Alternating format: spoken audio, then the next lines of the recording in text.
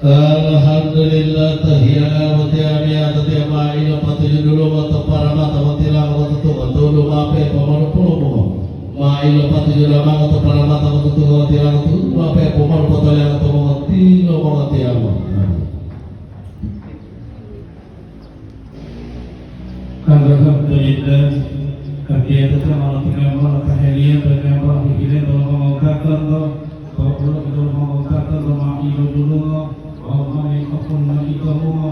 dia tetap mengakhiru itu dalam mengatakan bahwa apapun lagi teriak dia tetap menghormati ini betul nama syukur dari ayah dari rasul ini dalam kabul lumurnya lumur dulu baru ini dulu ini dulu hanya lima ami wampu naingo ma himadua kali. Alhamdulillah adia tatia tahiyana wa tiamalo turun dalam amali poe kota kota mula di pemula kota adia tatia tahu dari buah kota berita atau huluan dari majinnya lain kota ada atau berita apa tahu.